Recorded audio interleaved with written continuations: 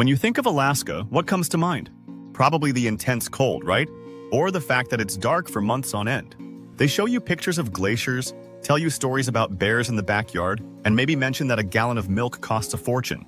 And look, none of that is wrong.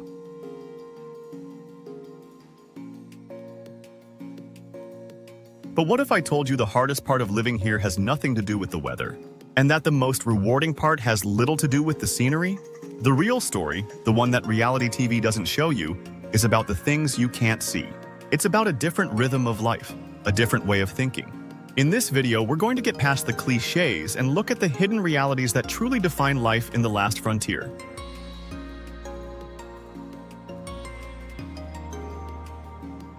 If you're ready for the real story, the one that goes beyond the tourist brochures, make sure you hit that subscribe button.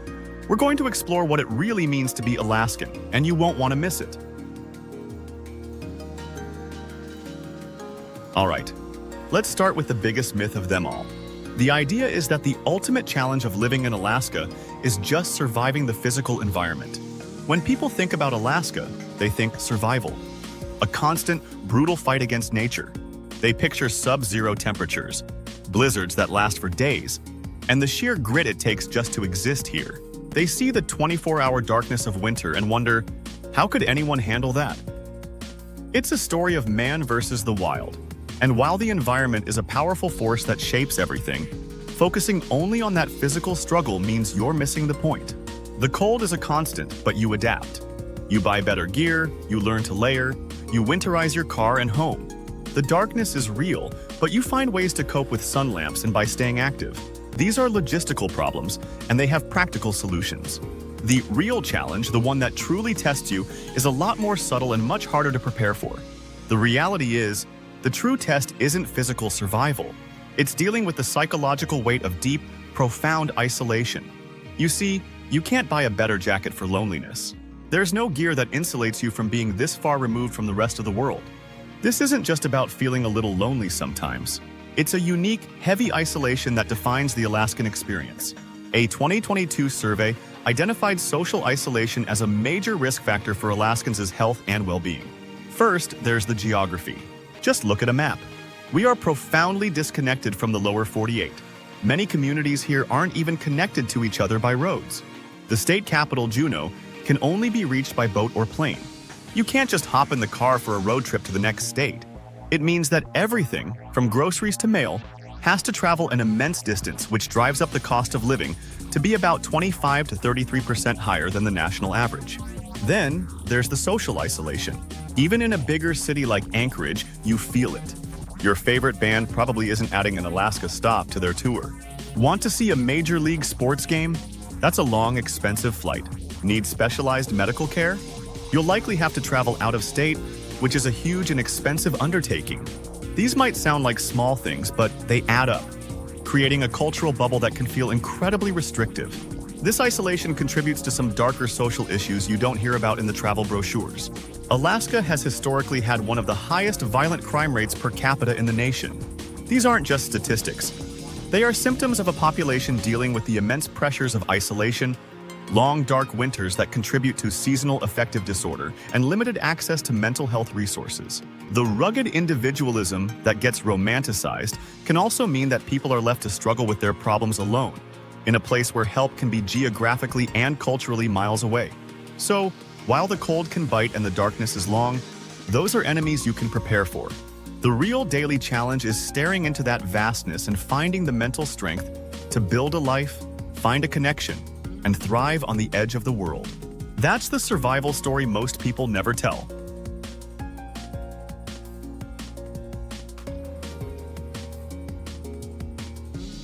This leads right into the second big misconception about life up here. The myth is that Alaska is a land of solitary frontiersmen, a place where people go to get away from society and be left alone. It's the classic image, right? The lone wolf, building a cabin in the woods, so self-sufficient they don't need anyone. And sure, those people exist. You can find that life here if you want it. But thinking that defines the whole social fabric of Alaska is a fundamental misunderstanding of what makes this place actually work. The reality is that Alaska is built on a foundation of radical interdependence and tight-knit community. The irony is that the same isolation that tests you also forces you to rely on others. When you're this far out, when the nearest help might be hours away by bush plane, and when a simple mistake can have huge consequences, you learn fast that you cannot survive without your neighbors. This isn't some feel-good movie version of community. It's a practical, unspoken social contract. In much of rural Alaska, and even in the cities, there's an understanding that you look out for each other. When a blizzard hits, you check on the elderly folks down the road. If someone's truck slides into a ditch in the middle of winter, the next car that comes by will stop and help pull them out. You help them because you know that next week, it could be you in that ditch. And this interdependence creates an incredible culture of resourcefulness. People are fiercely local. They share everything from childcare to sourdough starter to heavy equipment. There's a constant exchange of skills. Your neighbor might be a genius with small engines. Another might smoke the best salmon you've ever tasted. And another might know how to fix a generator in the dead of winter. This web of shared knowledge is what holds communities together. A living network of mutual support that is way more resilient than any one person could ever be.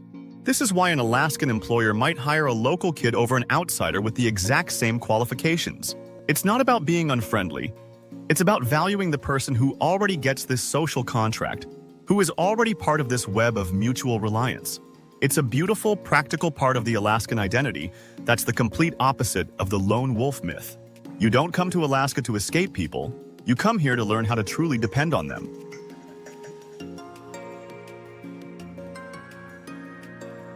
So we've talked about the psychology and the social fabric. Now, let's talk about culture, because this is where the popular idea of Alaska gets it most wrong. The myth is that Alaskan culture is just an extension of American frontier culture. Rugged, homogeneous, and pretty new. Most people see Alaska through a narrow lens. Gold rush prospectors, homesteaders, oil workers. They see a culture defined by people who came to Alaska to get something. And because about 15% of the population is Alaska native, it's often assumed their cultures are separate, like a historical artifact in a museum, instead of a living force in modern life. People see totem poles and think of them as relics. The reality is that Alaska is one of the most culturally diverse places in the nation, and its modern identity is profoundly shaped by thousands of years of deep indigenous heritage. Ignoring the role of Alaska Native cultures in daily life here is like trying to describe a forest by only looking at one tree. This isn't a footnote to our history, it's the headline. Alaska is home to 229 federally recognized tribes, with 20 distinct cultures and hundreds of dialects. We're talking about the Inupiat and St. Lawrence Island Yupik in the Arctic, the Athabascan peoples of the vast interior, the Yupik, Kupik, Unangaks, and Sugpiaq of the southwest, and the Ayak, Haida, Tsimshian, and Tlingit of the Inside Passage. Each group has a unique worldview, language, and traditions tied to this land for millennia. And this isn't just history. These cultures are alive and woven into the rhythm of modern Alaska. You see it everywhere. The names of our rivers, mountains, and cities are rooted in native languages. The art in galleries and public spaces is a vibrant mix of traditional techniques and modern expression. More importantly, this heritage shapes our values. The Alaska Native value of deep respect for nature permeates the broader Alaskan mindset. The tradition of subsistence, hunting, fishing, and gathering, isn't just a hobby for many Alaskans, both native and non-native. It's a seasonal rhythm, a way of connecting with the land that's central to our identity. When a whale is harvested in a northern community, it's a communal event that reinforces social bonds and honors ancient traditions. Places like the Alaska Native Heritage Center in Anchorage are vital community hubs where elders pass on knowledge and the next generation learns what it means to be both modern and indigenous. This isn't a culture frozen in time. It's a culture that has shown incredible resilience and continues to define what makes Alaska truly unique. It's the deep, ancient heartbeat beneath the surface of modern life.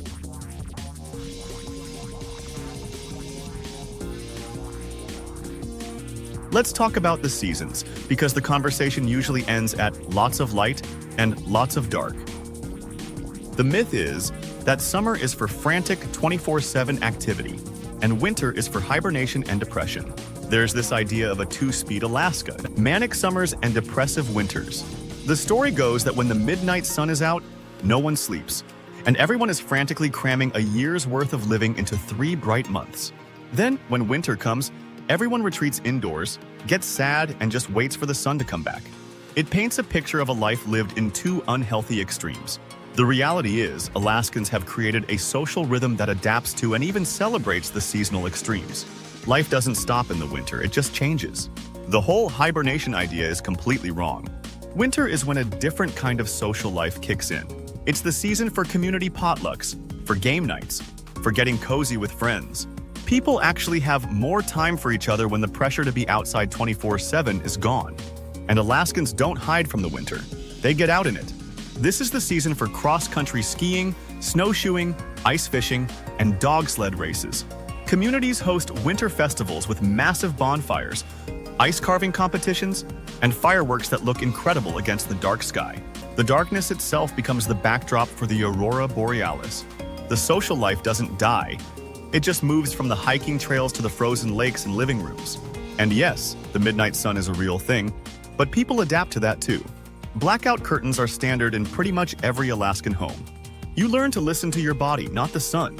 The long daylight is a gift, a chance to go fishing after work, tend a garden late into the evening, or finish a big project without racing the sunset. It's not a panic, it's an opportunity. This seasonal rhythm is one of the most unique parts of the lifestyle. You learn to sync your energy with the light. You learn that each season has its own gifts and its own social vibe. Summer is for expansive, outward energy. Winter is for focused, inward connection. It's not a life of two extremes. It's a life of two equally rich halves that make a complete, balanced year. So, what is the truth about living in Alaska that no one talks about? It's that the postcard version, the mountains and the bears, is just the backdrop. The real story isn't about the landscape. It's about what the landscape creates. It creates a place where the biggest challenges are of the mind, not the body. It forges a society where independence is impossible without an equal sense of community. It sustains a cultural identity that's a living blend of ancient traditions and modern life, where the wisdom of the first peoples is still a powerful force. And it creates a rhythm of life that flows with the seasons in a way most of the world has forgotten. Living in Alaska isn't for everyone. The isolation is real. The cost of living is high. The social problems can be stark. But for those who are willing to look past the cliches and understand that survival here is a team sport, it offers a life of incredible depth and connection. It's a life where you're constantly reminded of your place in the natural world and, more importantly, your place in a human community. That's the truth they don't put in the brochures. And for the right person, there is no better place on earth.